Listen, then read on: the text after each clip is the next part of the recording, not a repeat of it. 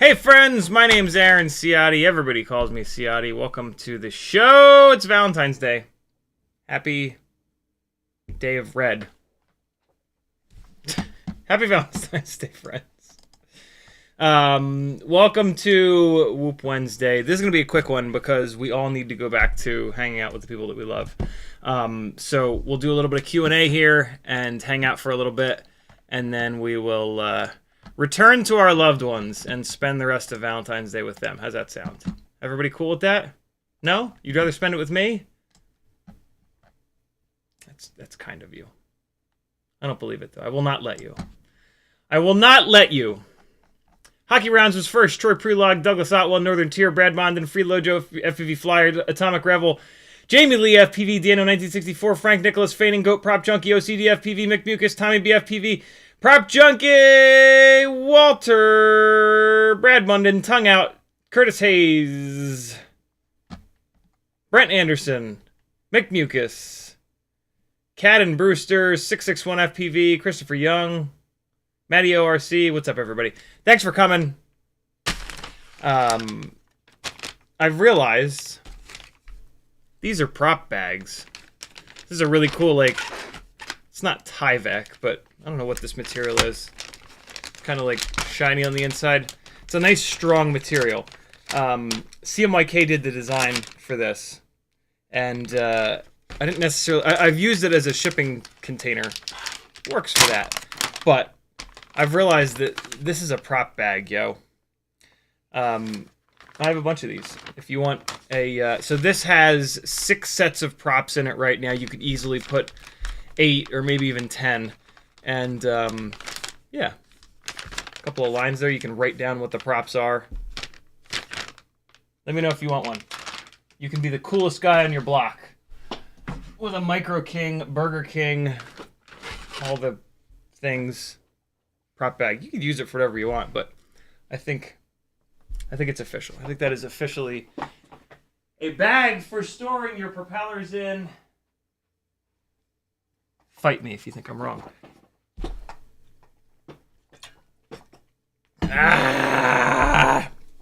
What's up, everybody? Q&A today.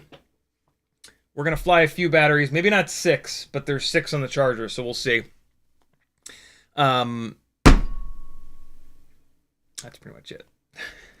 The only way to do a short stream is to just do Q&A and like maybe one additional thing. So I've limited myself to that. I kind of wanted to dive into the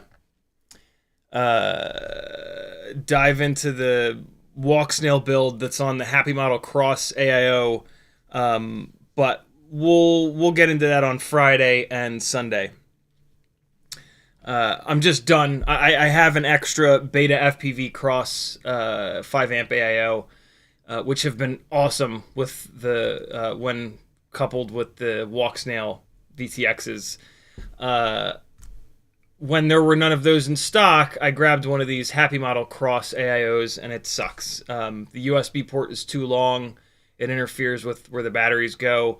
And from the very first battery, it's desyncing and kind of like trying to fall out of the air every once in a while. And yeah, it's just that, like, the BetaFPV AIO works great. So we will go with that. So yeah, I'm going to tear this apart. This is the 65mm Walksnail freestyle build, which I'm really happy with. But like, I know that, like, this combo is like good to go. If you want to build a Walksnail 65mm freestyle rig, this is it. 0702 36,000 kV motors, BetaFPV Cross AIO, Newbie Drone Cockroach V3 frame, BT 2.0, and the Mobula6 canopy, which holds the Walksnail light camera really nice. So yeah, this combination of parts is like all set. Trouble FPV, thanks for the subscription, brother. So yeah, I don't need to like test this anymore. So, but I'm still deep in the 75mm Walksnail freestyle rig testing. So what I realized is that since I want to take this apart anyway to swap the AIO out, I'm going to take it apart, swap the AIO out, leave these motors in this frame, and just take this AIO VTX camera canopy and drop it into a 75mm frame, so that I've got two Walksnail 75mm builds that I can fly back to back, which will make testing motors and props and whatnot a lot easier, to try to find the best combination.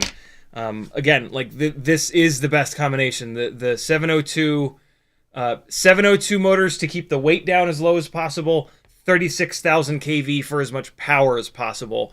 Like, yeah, the end. I've tried this on slightly smaller.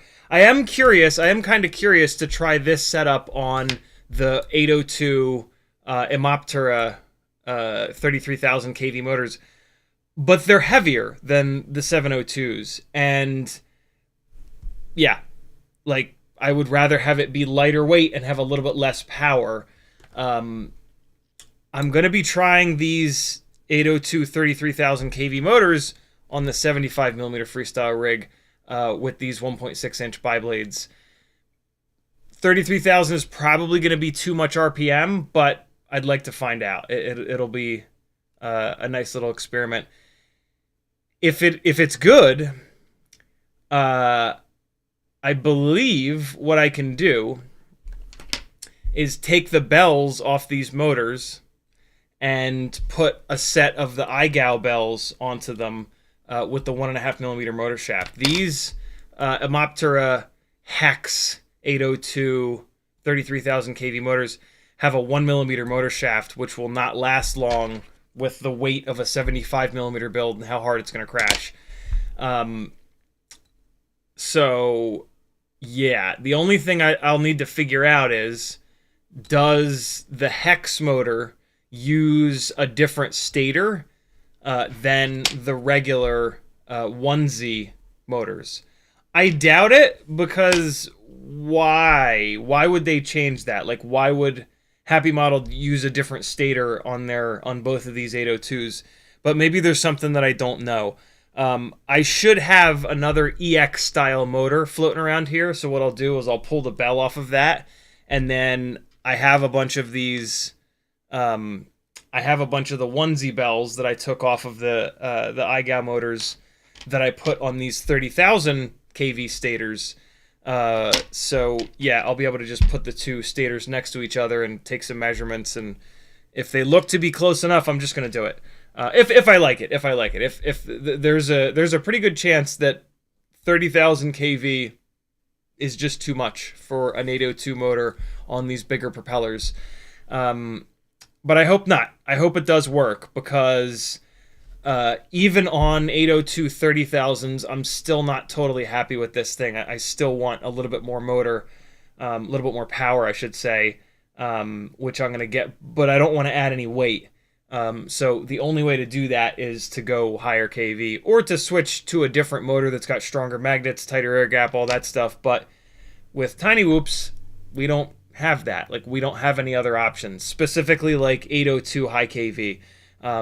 These are it. You know, the motors that Tiny Whoop has made are the only options for really, really high kV motors in a lot of cases. Someday, hopefully, we'll be spoiled for options, but today ain't that day.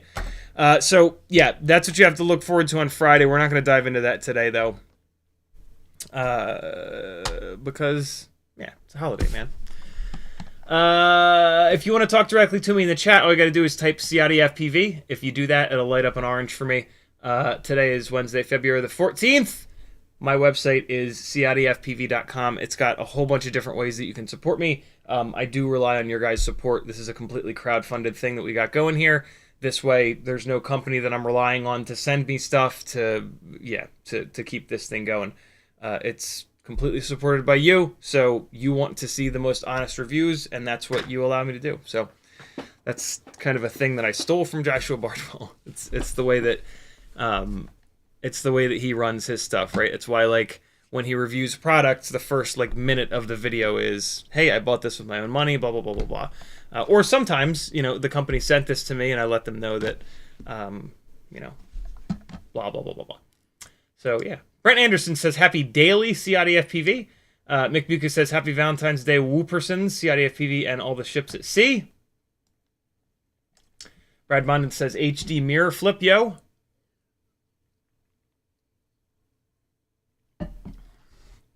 We could fly one last battery on this before I tear it apart. That's not a bad idea. I'll put it over here to remind myself. Do I still have the cable plugged in? I do. I still have the cable plugged in and everything. It's a little darker back here. I'm playing around, and look at this, man. Look how hot this looks. So I've got these. On YouTube, I follow this channel where the guy does a lot of testing with LED light strips and whatnot.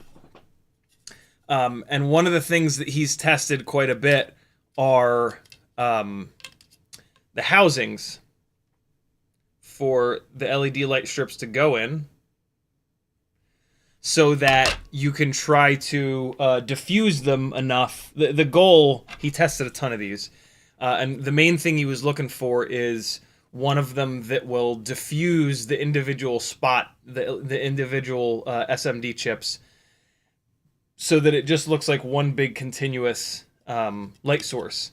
And this is the one that won. So I got, they sell them in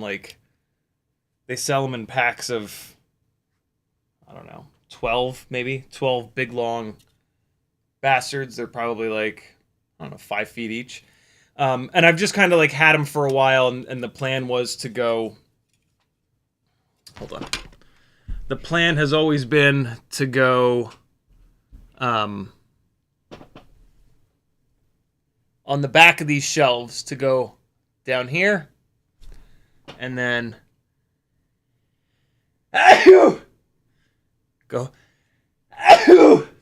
go up there, the back of this shelf. I'm going to put a connector in here, and then I'm going to put another connector in here so that I can move individual shelves out of here. And to go up, and then to go over, and then to go down on that side there. I have an LED strip that's a little too short, and it doesn't have the same density of SMD chips, but I've been using it for a while as like a proof of concepts, basically, that they're going to be. Teddy!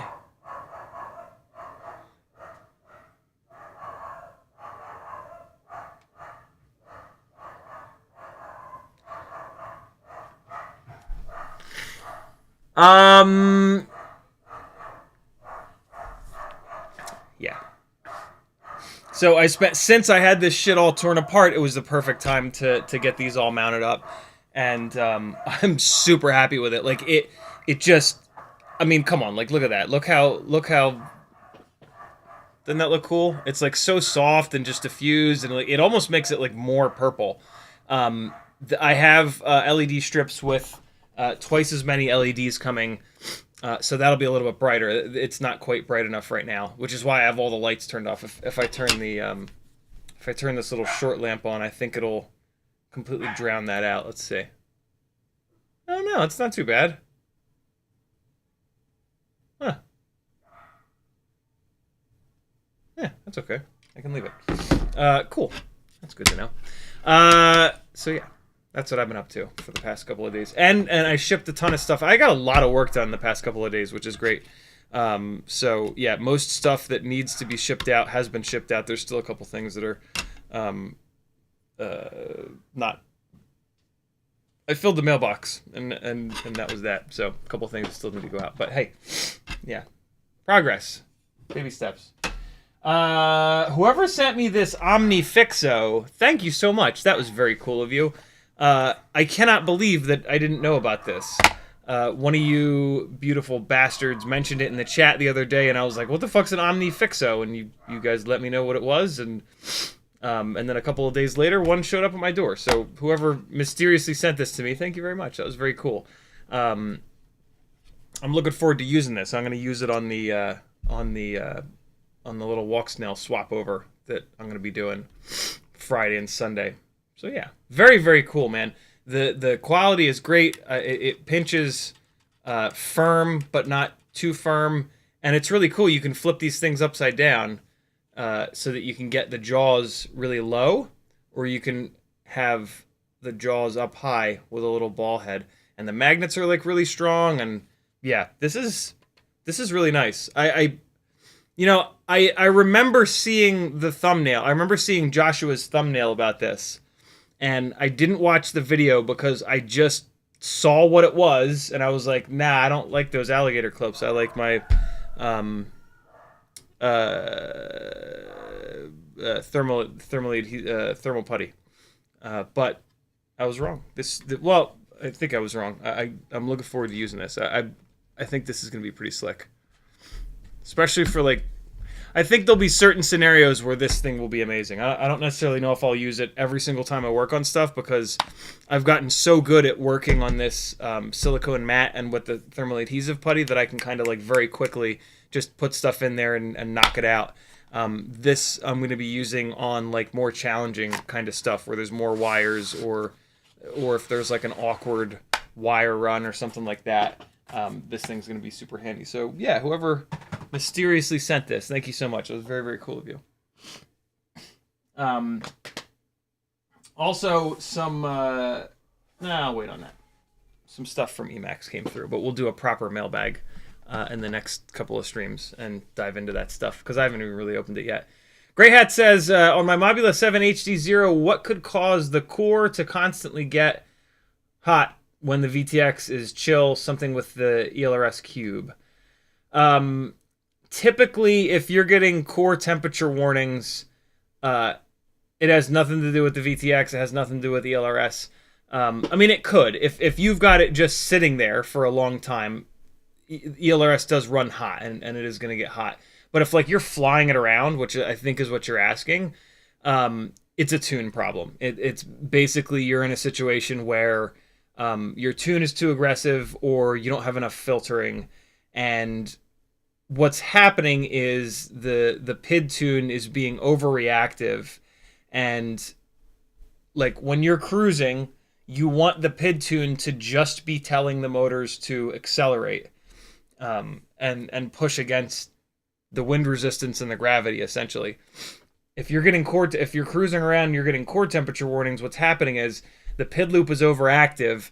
It's got more vibrations than it can handle, and it's trying to it's speeding up and slowing down the motors, trying to fight the vibration, right? So like you've got a bent motor shaft or a bent prop, or something like that. And that's causing a physical vibration. And then the PID loop is trying to speed the motors up and down to counteract that vibration. And that just works everything too hard. Like, you can't have that. You can, the PID loop can do that when you're in prop wash or when you're in other like challenging aerodynamic situations, but it can't do it all the time. And if it's doing it all the time, that's then when you'll get those core temperature warnings. So take your D-gain slider and drop it by like 0.2. Take your P and I slider and drop that by 0.2, and the problem will probably go away. If the rig flies like shit with those pulled down, you can try to add some more filtering. Before any of that, I would actually look at the mechanical system. Change the props first, see if that helps. If that doesn't help, look at the motors. Spin the motors up like I've shown you a million times in the motors tab. See if there's one of them that's vibrating like crazy. If there is, swap it out. You've probably got a mechanical thing going on that's causing extra vibrations. AmpBVTHC says, will the BetaFPV cross AIO good with the 36,000 kVs? Absolutely. Any AIO that has 5 amp ESCs, which is most of these AIOs, it's all the same. Whether it's made by BetaFPV or HappyModel or Dell, it's all the same. FETs are FETs. When it comes to like, will it be okay with X kV, you know, and usually X is like a high ass number. So yeah, I've been running the HappyModel AIO boards with the 5 amp FETs forever on mega kV motors and much larger motors than these little 702s. Like, it's great that these little 702s are 36,000 kV, but compared to an 802 or a 1002, they're gonna draw the same, if not less, just because it's a much smaller can, and that's how the motors kind of generate power by how big the stator is, among other things. KV does matter for sure, but yeah, 5 amp ESCs are plenty for pretty much all tiny whoops. Really, there's not. I've not seen FETs letting go on any of these 5 amp ESCs. It's always the gyros that die, or the VTXs, or God knows what else. So yeah, 5 amps is completely fine for 36,000 kV. Grey Hat says, sometimes after a crash on carpet, my artificial horizon is wonky until I plug/replug LiPo. Why is that? I've never used the artificial horizon, so I have no idea. I'm going to assume that functions off of the accelerometer, and the accelerometers are kind of a mess on these quads. Accelerometers do not handle vibrations as good as gyros. So yeah, anything having to do with the accelerometer is going to be a little bit sketchy. I think this might be the FPV world telling you to turn off artificial horizon. I forgot that was even in there. I haven't seen anybody use that in a while. If the artificial horizon was a little bit lower latency and had a little bit higher of a refresh time, I think it would be worth it. But from what I've seen, it's pretty delayed, and it just seems more distracting than it would actually help. So yeah, try turning it off would be my suggestion. FamG says, happy Valentine's Day to you and yours as well, my friend. Jamie Lee FPV says, just got 2 Mobula6 ELRSs. Getting them in the UK in stock has been a nightmare. My question is, what upgrades do I make? They're stock 19,000 kV analog. I've done the BT 2.0 swap. So, I mean, what upgrades that you make, Jamie Lee, is totally on you. The frame that it comes with is pretty fragile. So, like, if you crash a lot, you're definitely going to want to upgrade the frame. If you don't crash, then you might not have to upgrade the frame. The frame that it comes with is very lightweight. So if you don't crash a lot, stick with that frame. You already did BT 2.0. That's great. There's no reason to not swap over to BT 2.0. If you find that the motors don't make enough power, then you would want to upgrade to higher kV motors. That's about it. I don't recommend that you upgrade the camera or the canopy. Definitely get a bunch of different propellers and try a whole bunch of different propellers. That is a very personal... I mean, you know, upgrading in general is a super personal thing. So, yeah. And then antenna. If you want a little bit better video quality, you can get that whip antenna off there and go over to a True RC ultra short singularity. And you'll actually be able to fit it inside the canopy. See that little red guy in there? That's a True RC Singularity ultra short, all tucked up nicely in the canopy. So yeah, those are the upgrades. It's on you which ones you do, right? Do you want better video quality? Antenna. Do you want more power? Motors. Do you want more durability? Frame swap it. That's pretty much it. Props, do no matter what. Get a whole bunch of different props and try them. That's a no-brainer. They're not expensive at all, and they have the biggest effect on flight performance. So propellers are super important. But again, it's a super personal thing. Props are very, very, very personal.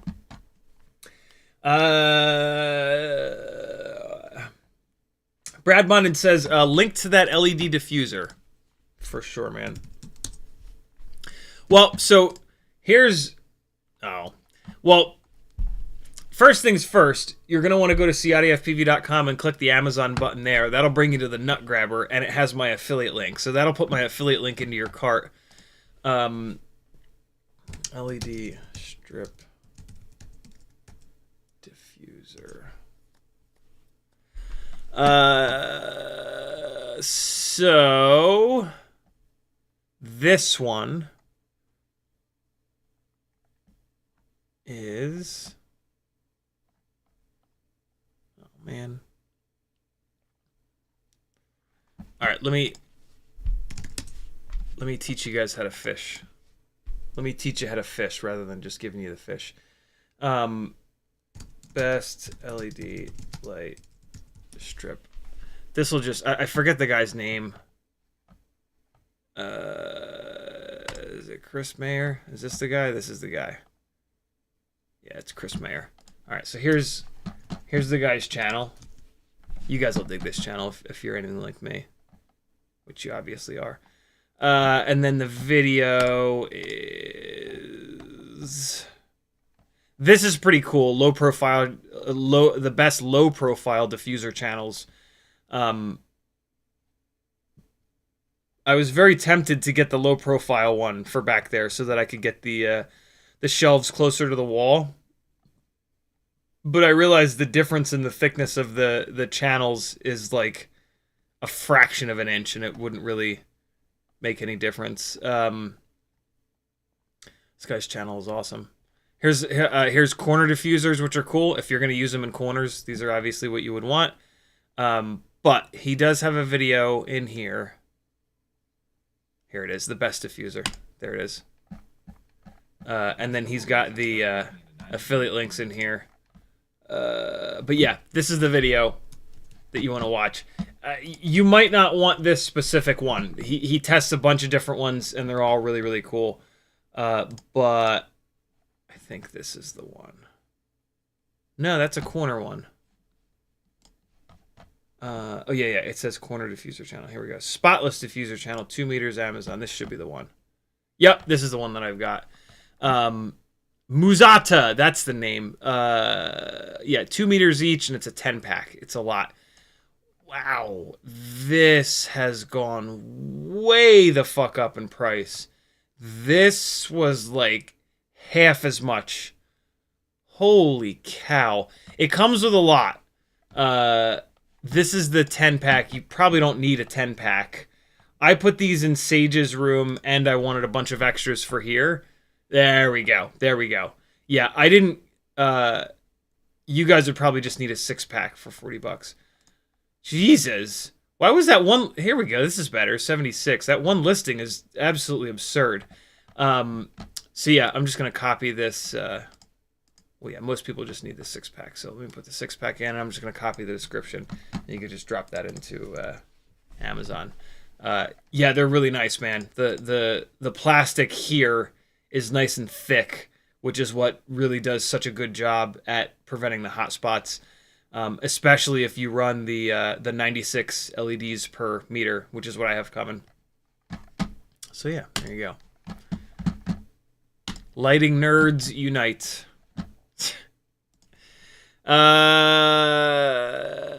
Look at this. Actually, hold on. I meant to swap back here and then. Come on. Come on. That's not working. Never mind. Olfaxis says, I like how all your drones have a parking spot or garage box. Yeah. This massive 4x4 cube thing has primarily like upcoming builds in each kind of cube, but it's now I'm trying to keep the number of not finished builds down a little bit, so I'm starting to give them all little pit boxes that they can kind of hang out in. I've even considered pulling everything down off the wall shelves and trying to get them all in there. We'll see. I don't know. I like changing stuff. You know me. Grey Hat says, I'm reaching out to local businesses about drone fly-through videos of their space, and there's some interest already. What should I be charging as a brand new cinematic pilot for indoor fly-throughs of retail and such spaces? Typically, I mean, you should be charging, like, a whole bunch of us that fly gigs have been talking through, typically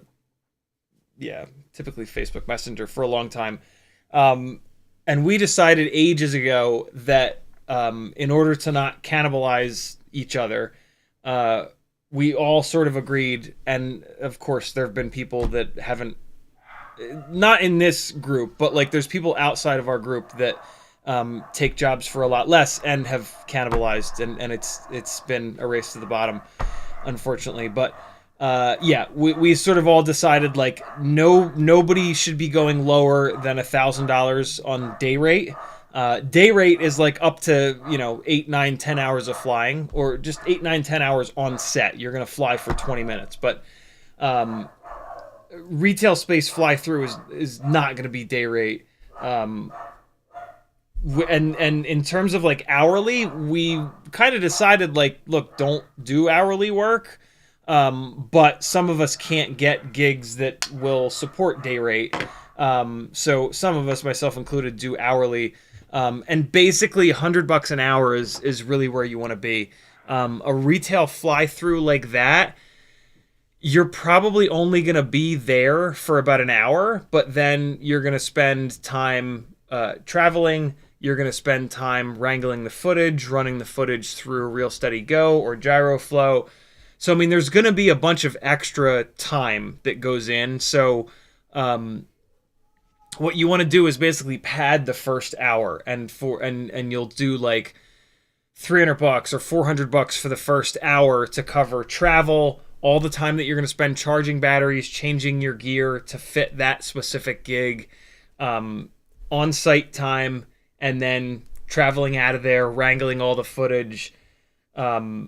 And then if you're going to do editing, now that's a whole separate like $100 an hour thing. So if you're spending another few hours editing, that's going to be another $200-$300 depending. Those are the rates that we should be charging. If you choose to charge less to just kind of get started, that's sort of on you. But yeah, that's what you should not be charging less than that. If you charge any less than that, you're literally hurting the entire FPV cinematic, pilot world. So yeah, it's a balance. It's a really tough balance of turning down work because they don't have any budget, and here's what happens. When people don't have the worst clients that you will ever have are the ones that don't have any money. So the ones that refuse to pay a fair rate, these are very fair rates for the record. When you take into consideration the thousands of hours that it takes to get here to the point where you can safely do this work. So the clients that are not willing to pay these very fair rates are going to be the worst clients that you ever have. So don't do that. Like in most cases, if they don't have that budget and you say, sorry, when you do, I'm ready to go. If you cave and you say like, yeah, sure, I'll take $50 to do this whole thing, it's going to be a terrible experience for you and for them. Like they're gonna bitch about you. They're gonna bitch about every little thing. They're gonna shit talk you. They're gonna tell their other friends that are in business what an asshole you were, or how long it took, or whatever. And the whole thing just completely collapses on itself. So, but at the same time, money's money. So it's really, really, really difficult. You really have to kind of feel it out. If you get like, I'll go below those rates when I believe in what the person's doing, or like Pride, for example. Like I did Pride for nothing. It was an event that I believe in and I wanted to support, and it's, I approached it as like charity work, and I love doing that stuff. Like I love doing volunteer work. I love, giving away things that I enjoy doing to organizations that deserve it, quite honestly, or people that deserve it. But you got to kind of feel that out. And when you send like those cold call emails out, you don't have the chance to do that. Like you don't have the chance to meet with that person, to get a feeling if they're a monster or not. And even if you do meet with these people, there's really no way to know if they're going to be impossible. So yeah, it's very difficult. It's very, very difficult. But there you go. There's a whole bunch for you to kind of chew on. A lot of people do take less in order to get started. And like I said, the biggest problem with that is that you open yourself up to the worst possible clients. Yeah. The more money they have, in most cases, believe it or not, the easier they are to deal with. Or just a lot of times, the more that they understand what FPV is. The hardest thing for us to do is really explain what we can and can't do, and like what's safe and what's not safe. And yeah, that's where you'll kind of run into those problems more often than not. Grey Hat also says about the PID tune / core temperature, that rig also has a throttle mid of around 50%, even when just cruising pretty slow. I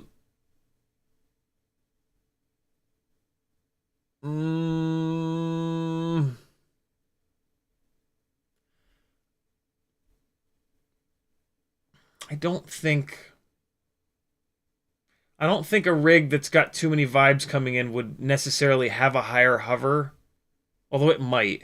Yeah, no, it would, because a rig that the core temperature warning potentially, it's the motors are speeding up and slowing down and they're heating up. You want to fly that thing for a minute and then bring it down and touch the motors as quick as you can. See if the motors are hot. If the motors are hot, the reason why it's cruising slowly at such a high throttle is that the magnets are getting saturated with heat and they don't work as well when they get super hot. So that could be all related. Weird with skateboards in the house. What's up, homie? He says, yo, how's it going? I'm good. How about you? Happy Valentine's Day, dude. Denzel the Terrible says, give us the peace sign again. Get some balloons. I turned that off. Wait, I should have turned it off. Yeah. Here, I'll turn it back on. Oh, what the hell? I turned... Why did it turn itself back on? Reactions. No, I don't want you. Let's see. What else will it do? If I do that, will it pick that up?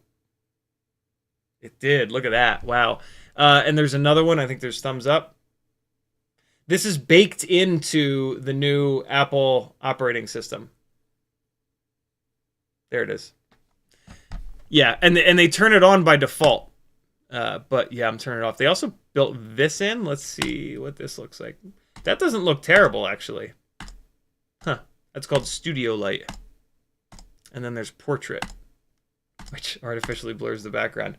But it usually... Wow, no, that's doing a really good job. Wow, that's doing a really good job. Holy Christ. Usually it's pretty ugly. when it tries to artificially, when the software tries to artificially blur the background out, like usually on the edges, it'll get kind of janky. But man, that's doing an awesome job. Jesus, I'm impressed. Hopefully it stays off this time. I can't believe Apple turns that on by default. That's kind of insane. But, I mean, it is a fairly... Yeah, it is a fairly subtle thing. It's not like you would get in trouble for having that on in a Skype call or anything like that. I feel like this camera got zoomed out or something. Something's weird here. Something ain't right. Or I'm just moving stuff around.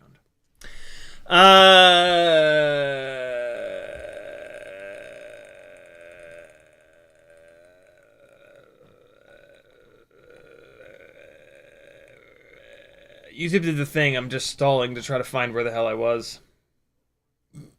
Brent Anderson with a great question. How to make beeper louder on drone, ESC configurator, or... yep, go into Bluejay. And there are 2 sliders off on the left side there, in the middle, towards the bottom a little bit, called like beacon volume and beeper volume. Double them. They're gonna the default values are like 80, which on a tiny whoop is almost impossible to hear. So kick those up to like 160, and it'll be significantly louder.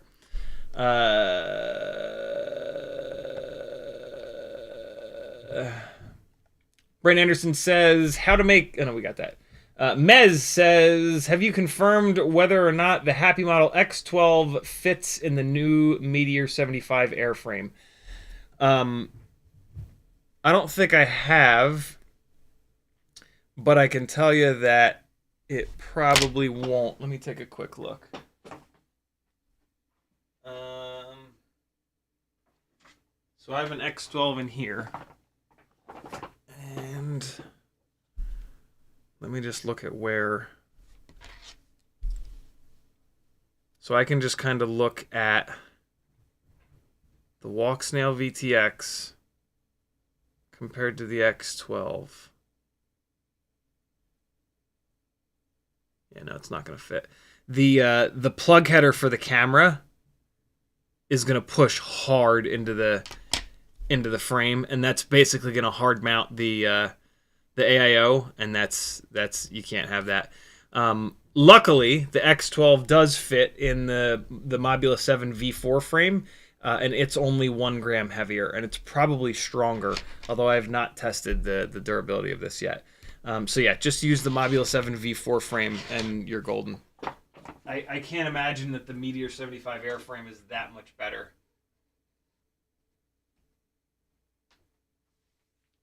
It's a good question. Yeah, there's no way it'll fit.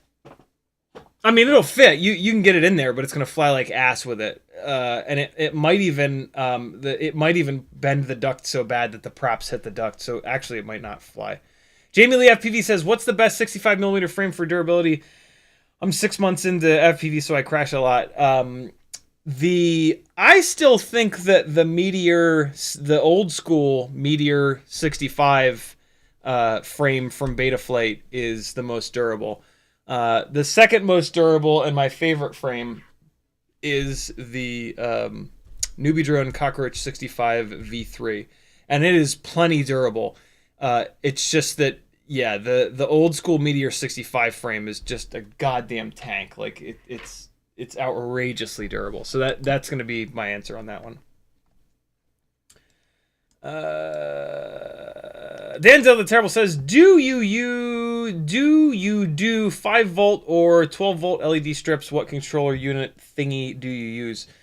These are 12-volt strips, and the controller that I use is the only controller that uses Magic Home.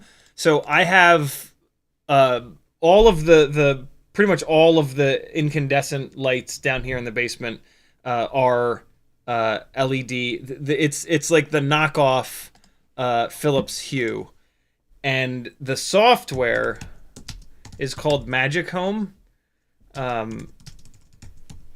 So if you search for Magic Home LED strip, you find these little controllers, which are kind of janky, but they're also very cheap, and they've worked totally fine.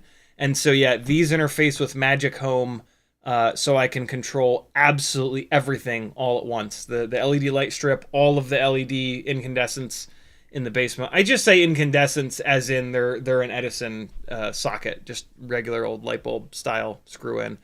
But yeah, I use these little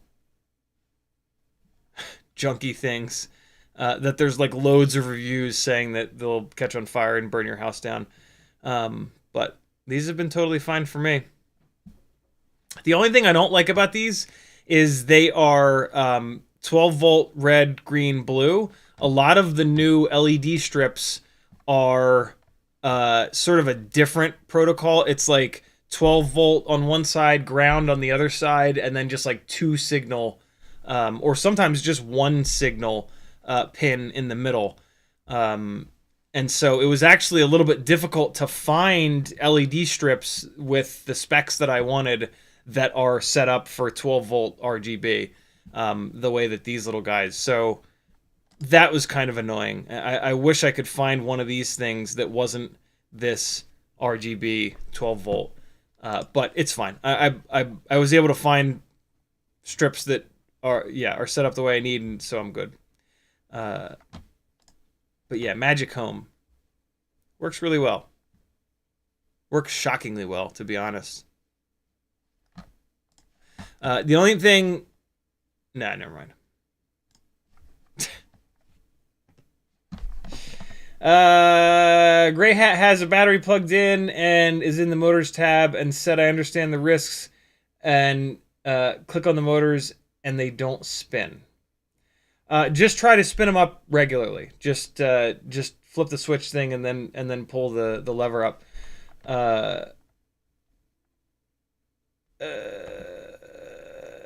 If they're still not spinning,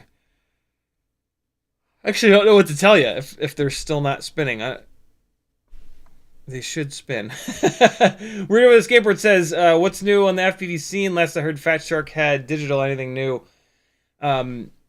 So Fat Shark's digital is actually Walksnail, which is the company that owns Caddx.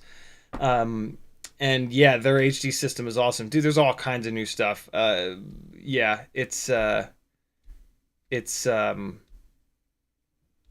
a lot. There's a lot of new stuff. I wouldn't even know where to begin. All that being said, I still fly a lot of analog stuff. It's analog for life, yo. There's nothing like that you absolutely need to get, other than maybe like ELRS. ELRS is really good. It's a new transmitter protocol that's pretty wild. It's a pain in the ass to use, but once you get it bound, it's phenomenal. Ramdoggo says the Cobb LED strips are fantastic from BetaFPV for stuff and quads. White light running from BT 2.0 for extra workbench lighting can be trimmed for multiples. Yeah, the Cobb LED strips are pretty cool for sure. It's just you don't get those individual lights, so you can't do all like the wacky addressable shit, which I don't really care about. But the Cobb LED strips for like your house are really expensive too, which is another big negative for me with this stuff. Like, I'm trying to spend no money. Max says, I'm a year into FPV and I started with Walksnail, but just ordered some Fat Shark HDO goggles for analog. I'm tired of the price and availability of digital. Thoughts on going backwards?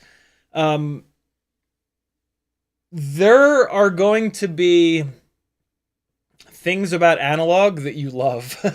I don't think of it as going backwards at all. That most people probably would.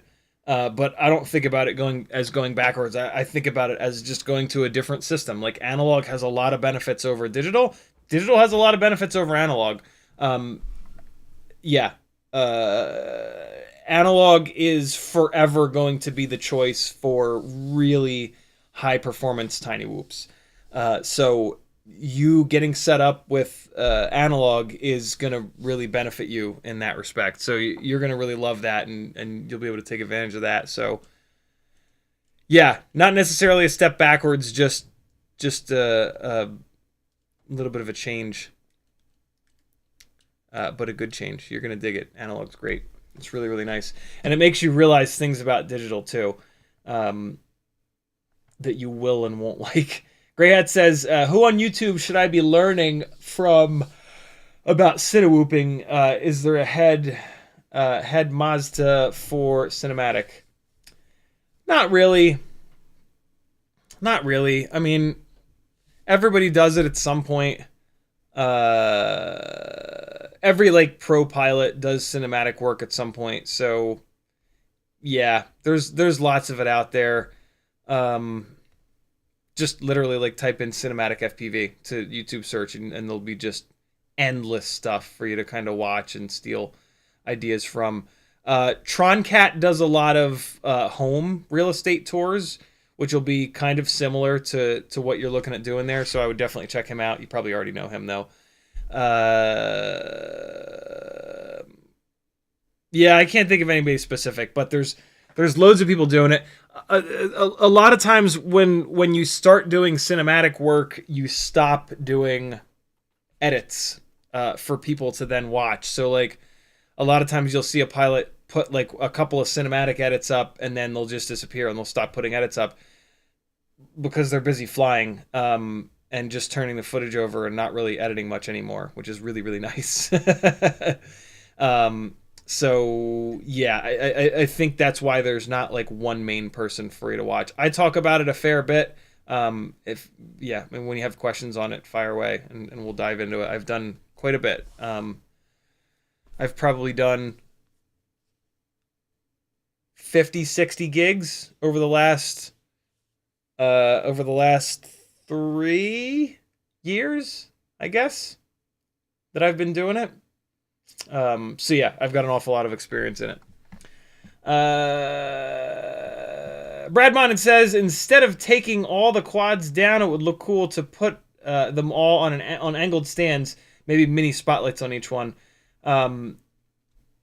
Yeah, that's the problem with putting them in these cubes is they sit flat, and they kind of like disappear when they're flat. So I'm trying to figure out ways to like I could kind of maybe like lean them against the sides, or I don't know, I'll figure something out cool. Spotlight on each is a bit much. That's an awful lot of wires to do that. But an angled stand, I love that idea. That's actually, I didn't even think of doing that. I was thinking of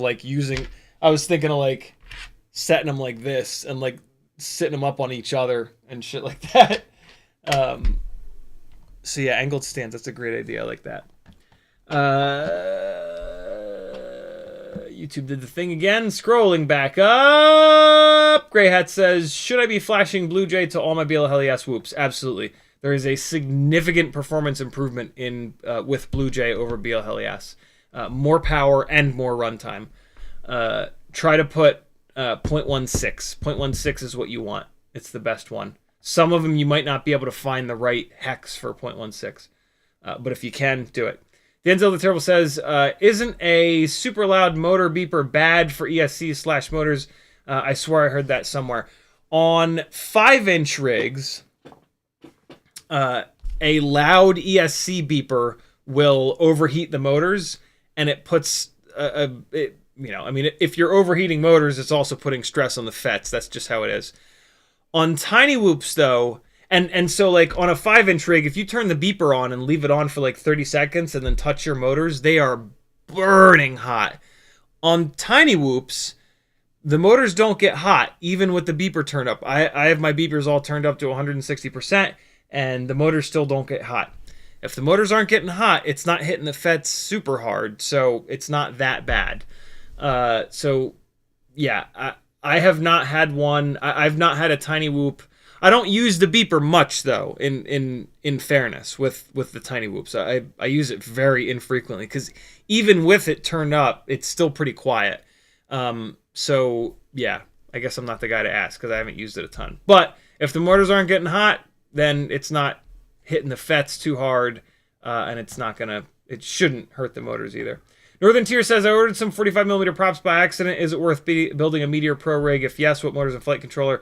Maybe to haul a RunCam Thumb Pro. To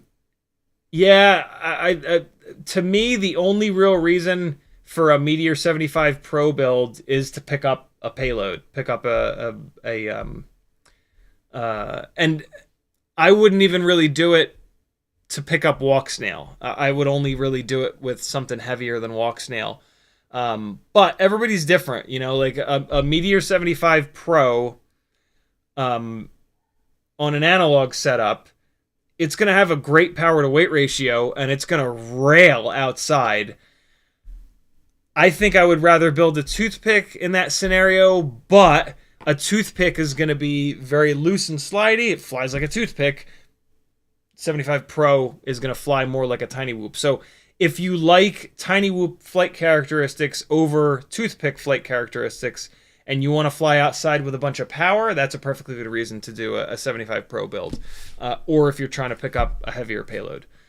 So that's when, you know, 45 millimeter props being ordered by accident is what, a $10 mistake? I wouldn't necessarily commit to a $150, $200 build because of a $10 mistake.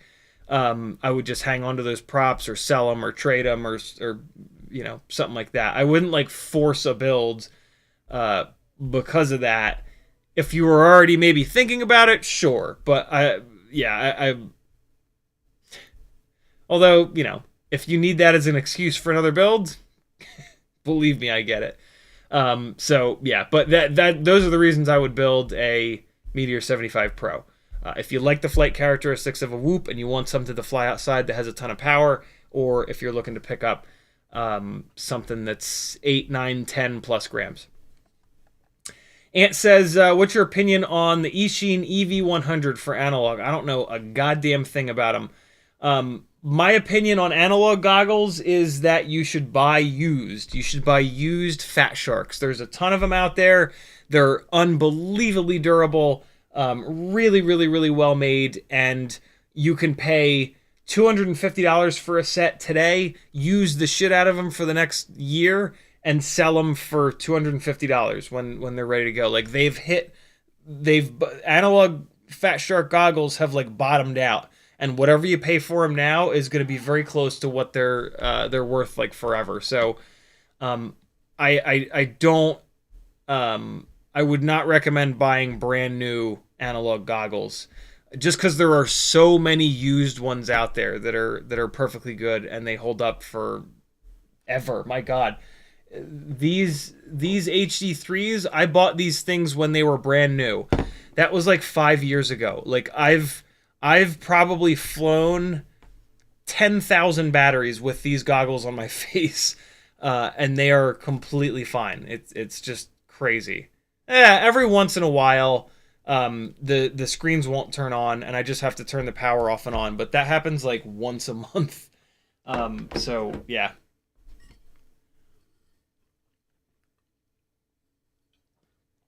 Brad Bonded says, I had the same problem with motors not spinning up, so I turned up startup power in ESC config. You shouldn't have to do that. Unless it's like a 75 millimeter rig or something like that, you shouldn't have to do it. You shouldn't have to turn the startup power up. It's not the end of the world if you do, but yeah, I would look for a problem somewhere rather than band-aiding it with that. If you can't find a problem anywhere, then you can band-aid it with that. But yeah, I would look for an issue because again, you shouldn't have to do that. Adam Weston says, I have to have the HDZero Whoop Light VTX board between the AIO and the frame on my Baby 2 3-inch rig. Assuming I keep the vibration isolated, do you think I'll have other insurmountable problems? No, but what you're going to have to really be careful of, Adam, is that if you've got a set of stack mount screws that are now like 10, 11, 12 millimeters tall, you got to make sure that these screws have a nut on top of them at the base plate so that these screws won't move. If your ESC, if your gyro, your AIO is going to be all the way on top, there's the potential that it'll move around like this, and that will not fly. So yeah, you're going to have your base plate, you're going to put the screw up through the base plate, and then you need to put some kind of a nut here. You need this screw to be just welded in place. Like, it cannot move. It has to be dead solid. All four of them have to be dead solid. Yeah, there you go. Weeder with a Skateboard says, still got a remix with Cricket Motors, Tarsier QRX receiver, and some cheapo analog receiver. That'll fly about 95% as good as anything we've got. You know, there have not been like major improvements in 5-inch rigs since you were super active. So yeah, you're good. Gray Hat says, are there good cinematic contract templates around that you know of? Nope, there are none. Even Tommy. Oh my God, I asked him at some point. He's like, nah, I just do them all one off. Because every job is so different that, yeah, it's a super one-off thing. Denzel the Turtle says, we could have a movie making Monday, talk about different shots, techniques, tips, tricks, and what the best thing to eat is on the craft table. Man, whatever is there is the best thing to eat.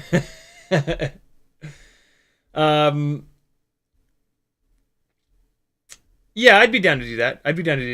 Drop that into the Name the Stream channel. That when I'm out of ideas, I look in the Discord Name the Stream channel, which is open to everybody. It's under text channels. Gray Hat says, want me to design a 3D model for an angled stand for you? I think there are a bunch. I appreciate the offer, but I believe there are a whole bunch of them on Thingiverse already.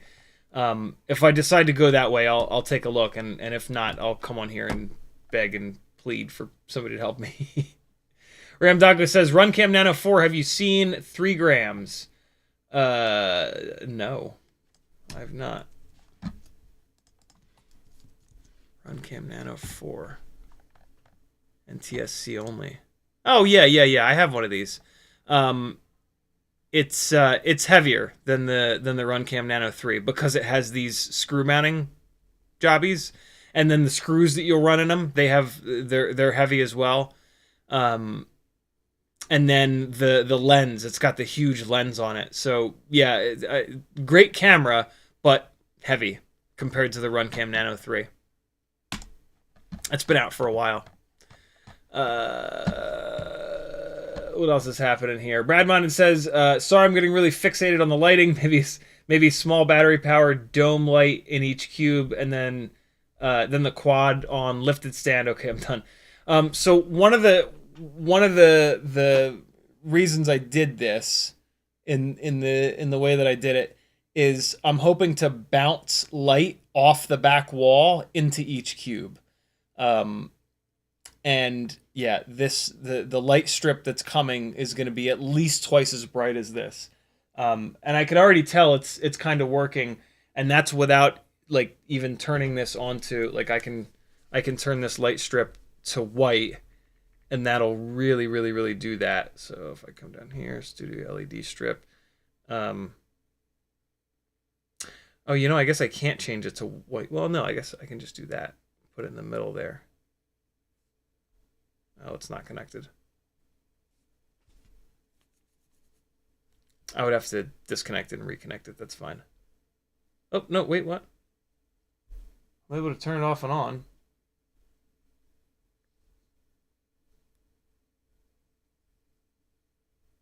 What? Why won't it change colors? Oh, there it goes. Why won't it run all 3 of the LEDs? Oh, interesting. I just told it to go green, and it turned off. So the green is not working at all. Whatever. This light strip is not staying. Once I get the new light strip, it'll I'll figure that out. But yeah, if I turn that white, it should pour a bunch of light into these cubes. Yeah, I just wires drive me mad. So putting an individual light in each cube, having to then manage those wires would drive me absolutely absurd, just completely insane. And just having to look at those wires would drive me nuts. So yeah, doing it on the back here, it's completely, yeah. Northern Tier says, I will send them to you. What will you send to me? I don't remember what we were talking about, dude. Sorry. Tag me again. Brad Bynum says, new toothpick on 1S FPV cycle motors didn't spin. Yeah, that would make sense. The FPV cycle motors are, what, 1303? That's kind of a big motor for 1S. I can see that. I can see needing to turn the startup power on that just because they're big old motors. Whoever was asking before, though, it was a tiny whoop with smaller motors, and that shouldn't have that problem. Weirdo with the skateboard says, he's out of here. Thanks for hanging, brother. FPV's in the house. What's up, dude? Quad66 is here, too. What's up, homie? Quad66's trash magic is catching on like wildfire. It's hysterical. I saw him post right before I started streaming. I saw him post something like, I think I have to change the name of the channel to Trash Magic. Yeah, it's great. I didn't even realize how noisy the So for those of you that aren't hip to the joke or whatever, Quad66 came out with a video the other day that he named Trash Magic, where he talks about how his Newbie Drone 702 motors are nice and quiet and sound totally fine, and now he's trying some HappyModel motors, and they just, like, after a couple of batteries, they sound like trash, but they make more thrust and they have more runtime than the Newbie Drone motors. And he talks about how, like, HappyModel, that's kind of what they do. Like, they make products that are trash but magic. And yeah, I thought that was pretty funny and pretty accurate too. They do make products that are just straight trash, though, in fairness. But yeah, their motors are absolute magic. They're really something else. Let's do a HD mirror flip real quick to get that out of the way, because apparently I haven't done a really clean one yet, and that's just silly. There's no reason for that. And I do want to fly this Walksnail 65 freestyle rig before I tear it all apart. Although I will be putting it back together, but it is getting torn apart. So let's fly a few batteries, and then we will all go hang out with and celebrate Valentine's Day with our people. Whoever your people may be, it doesn't matter. Could be anyone. Could be friend, could be family. Welcome to OpenTX. Could be special friend. Whatever, man. Harmless Adam says, do you know of any small right-hand circular polarized antennas in stock anymore? Also, what size gates are those? I have all different sized gates. The Weebleed ones are the biggest. The Tiny Whoop and Gem Fan ones are slightly smaller. The Newbie Drone ones are slightly smaller. Those are the three main gates that I've got. All right. Here we go. This is a BetaFPV. No, it's not. At the moment, it will be a BetaFPV cross, but at the moment, it's a HappyModel cross AIO with 0702 36,000 kV motors, Walksnail light, and Gem Fan biblades. Over here. And we're going to turn on HDZero. Okay.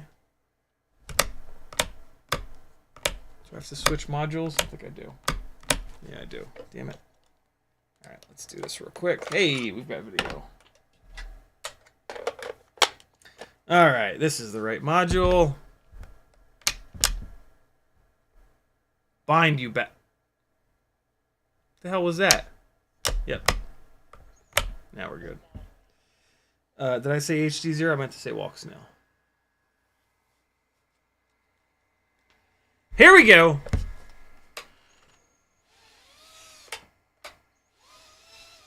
Come on, left front motor. What? Why? There it goes. Oh, God. Yeah, here. This is why you don't buy a HappyModel Cross AIO.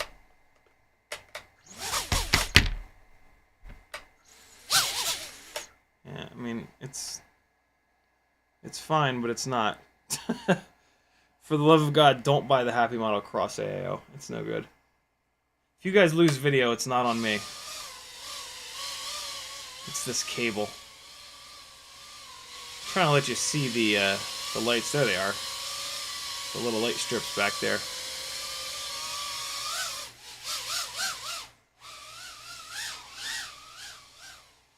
battery's dead already. What the hell? That was a pretty good one. Why is this battery so... this is just a... This battery's just saggy. This is a battery that needs to get thrown away. Oh, you fuck. You're gonna be stuck, aren't you? You jerk. Come on, man! Ah! Got it, we good.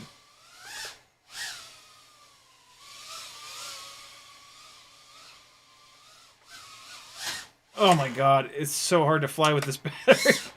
There's like no power whatsoever. The way that you know if you've just got a tired battery is if like it sits here at 3.5 volts and just keeps running and running and running and running and running. Jesus Christ. And there's Walksnail. Browning out. It'll come back. It'll come back, and then I can limp it back over here and throw this battery in the garbage. Come on! There you go. Oh, nope.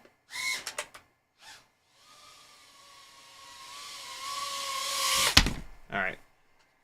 This battery is, no good. I'll tell you what, these Walksnail rigs are really nice for finding your beat-ass batteries that you should have thrown away a long time ago. The Walksnail VTX pulls so hard on the battery that, like, yeah, man, this is a, nah, this is a blue battery. Yeah, this is a bad one. Bye-bye! The blue marker batteries are, they've been in rotation the longest, so they're allowed to die at this point. They've had hard lives. Alright, let's try that again. I'd love to get like at least one half-decent little freestyle rip in before we tear this thing to pieces. Let's give it a shot here. Those mirror flips are pretty good, right? Get one more. Ah! Yeah, creep up on it. You gotta creep up on a good mirror flip. Oh, the mirror flip with the bounce in the middle. That's... Oh my god. That's a good one. Great. Get stuck to things. That's what I was hoping for.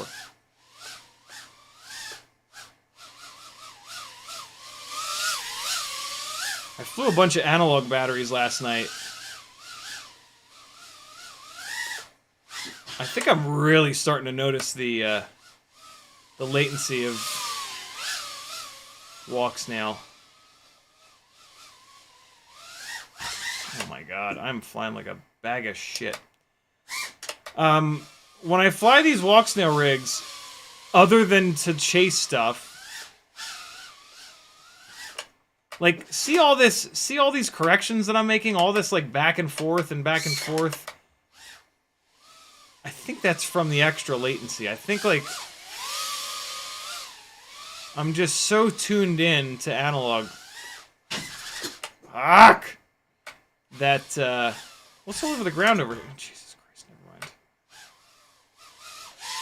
mind. Yeah, I think I'm just super tuned in to, and like, my muscle memory is all analog. Oh, come on, you piece of shit AIO! Oh my god, this is brutal. There, now it's fine, great. Cannot wait to throw this HappyModel AIO in the goddamn river.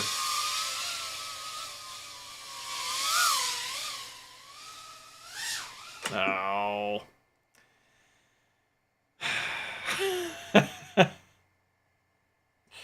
You gotta really keep an eye on your voltage with these. I'm starting to think that Walksnail is just a terrible choice for freestyle. Like, you have to baby it to make sure it doesn't brown out. You know, I just don't think it's the right I don't know. I don't know. It's tough because it just looks so good, and like it's just so cool to have 1080 freestyle footage from something this lightweight. But I really think that like the hardcore freestyle thing is just not. It's just not what it's meant for. It's meant for, like, you can fly aggressively with it, sorta, as long as you keep an eye on your voltage. But it's just not for hard freestyle. It really isn't. It's for, like, at the very least, like a mix of cinematic and freestyle. The extra weight, browning things out, the runtime, it really hammers the hell out of the batteries. Yeah, I just think it's, for freestyle, it's all analog all day, baby. I'll show you what I mean. I was really trying just now, for the record. I'm like, maybe I'm just having a bad flying day. We'll find out in a second. So now we're gonna fly a Ultimate Freestyle Tiny Whoop here. Mobula6 ELRS AIO, Mobula6 Canopy, RunCam Nano4, 702, 32,000 kV motors. I'm flying these HQ YOLO props a bunch to see how they are durability-wise, so I got these on here. The performance is ridiculous. 32,000 kV with tri-blades is bananas. I still prefer the Gemfan biblades, but these are fun. These are very fun propellers. And it's usually I don't like tri-blades because of the grip, but also because they're heavy. These are not heavy. And so with them not being heavy, I can kind of like focus more on the grip side of things. What the hell's going on here? Why is this not? Oh my god, come on, please. Oh my god. Oh, that's pretty cool. I just oh shit. iPhone, yo. With the new operating system, it allows you to use your iPhone as a wow. Yo, that is really nice, and that was really quick that it did that. Oh, it doesn't do as good of a job with macro as the webcam. Man, that is slick though. That just popped right over there like it was no big deal. Damn. All right, hold on. I'm gonna go.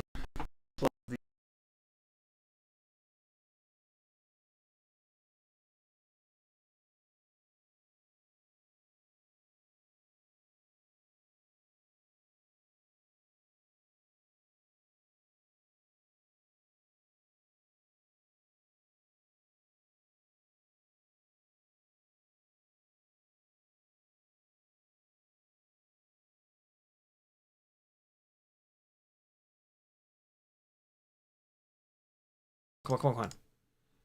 There we are. All right, good deal.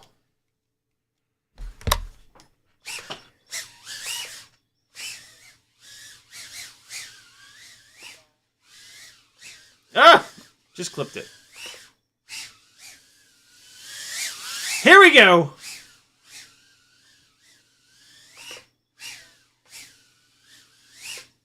Oh, shit! I'm off.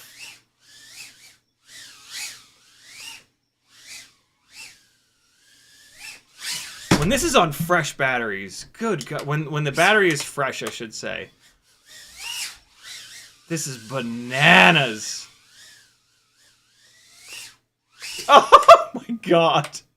That was a real stretch on that power loop. Ah!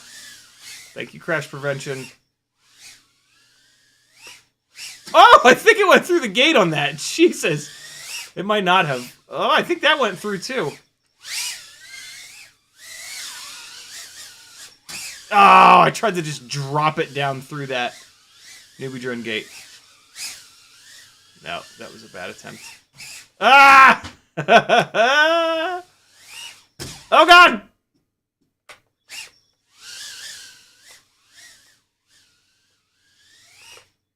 Oh, come on. Oh! Ah! Thank you, crash prevention. Oh! Hey! No, no, no!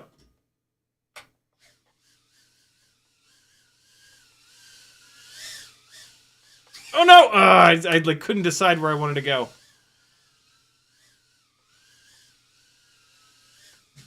No! No! What? Why are you? Why did it do that? You piece of shit! No! No! No! No! Yes! Yes! Yes! Stubbornness, friends. It is the way. Oh!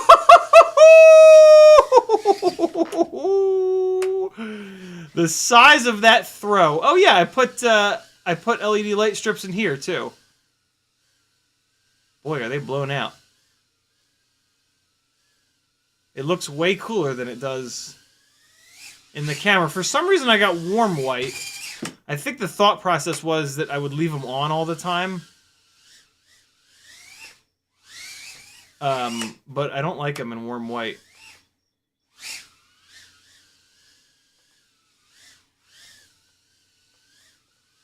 Ah!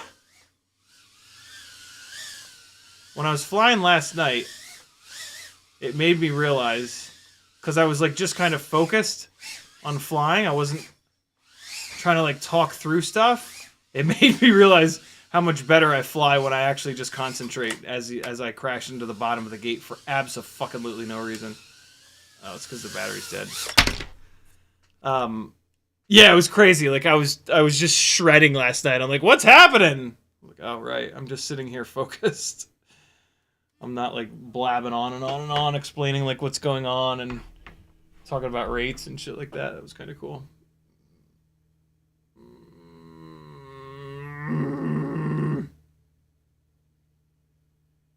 Come on, get in there. Seeker FPV says, how would you tune filters on a whoop that does not have black box?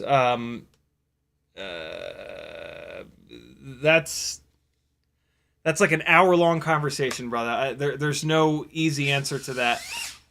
I've talked about it quite a bit, though. I talk about tuning every couple of live streams. So, it's out there. Click into a few of my streams. Apache Smoke Wooded Sniper has done timestamps on pretty much every stream in the last, like, 4 or 5 months. So there's timestamps on all the streams. So you can either use the search function on my channel and search for, like, tuning, or just click through a bunch of streams, and it won't take you long to find a bunch of info on tuning. You shouldn't really need to tune, though. If you have a good build with good motors and props, you shouldn't need to tune. And tuning will actually make you a worse pilot in a way. So, the reasons to tune are that you want to impress your friends or something like that, or you're getting paid to fly. If you're just flying for fun, or if you're trying to get better, you should run a stock tune. When you tune, it starts to cover up mistakes that you're making. And so if you're trying to get good, you want to see those mistakes. So yeah, my recommendation is usually to not tune, believe it or not.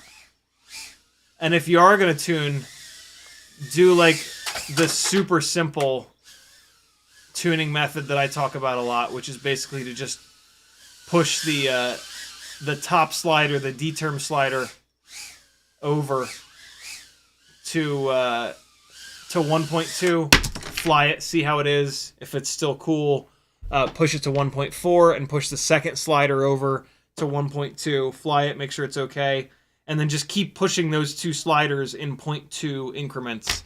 Eventually the quad will tell you that it's unhappy, and then you can back it off a little bit. But yeah, like an actual tuning thing.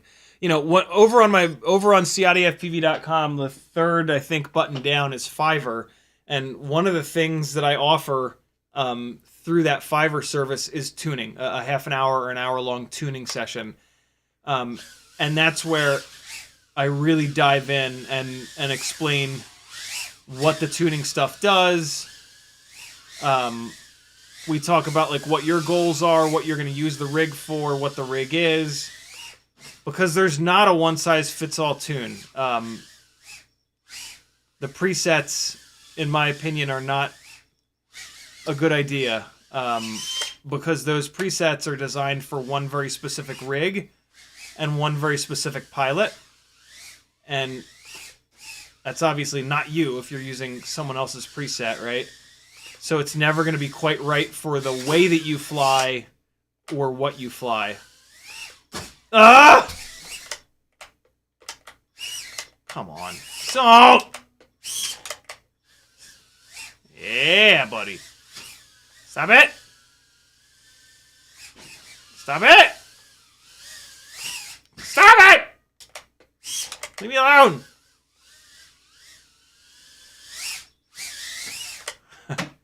Couldn't even see it, but I just went through 3 of those. I just power looped through 3 of these newbie drone gates. It happened so quick, though. Like that. That's what I did. That was a little bit slower that time. You could actually see what the hell happened. Shit! No! Don't hit me in the face! Man, I hit myself in the head hard last night. It was thrilling. Stop that. Oh, come on, you fuck.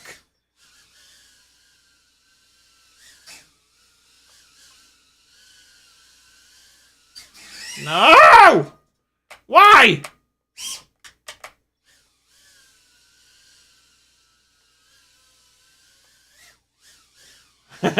Just grazed the symbol.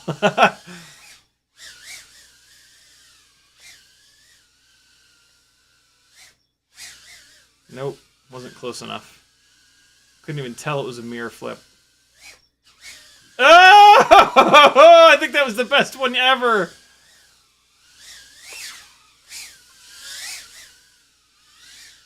I'm trying to back off a little bit and fly a little bit more chill so that I don't crash so often.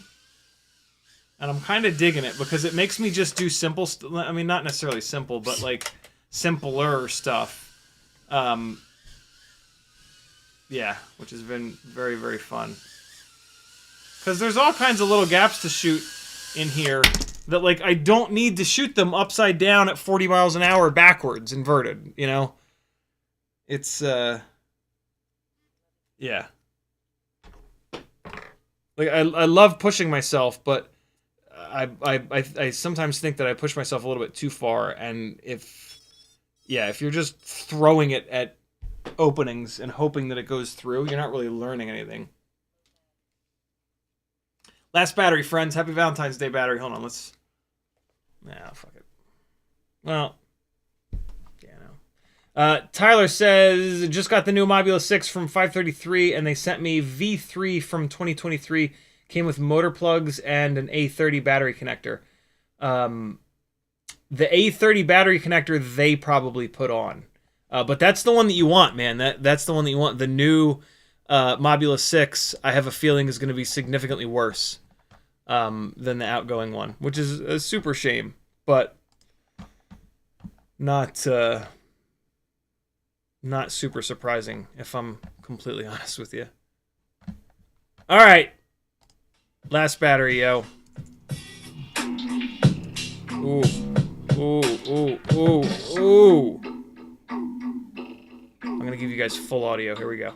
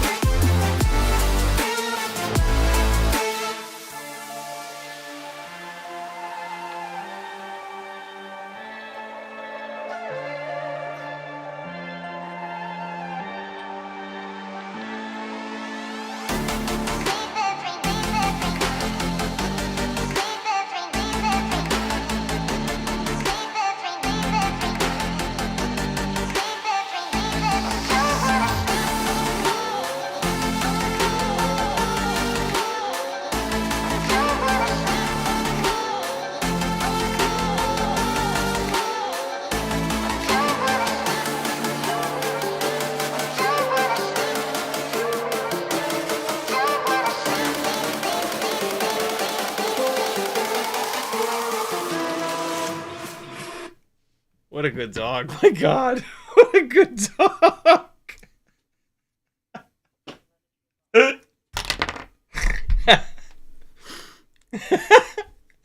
Happy Valentine's Day, Teddy, indeed.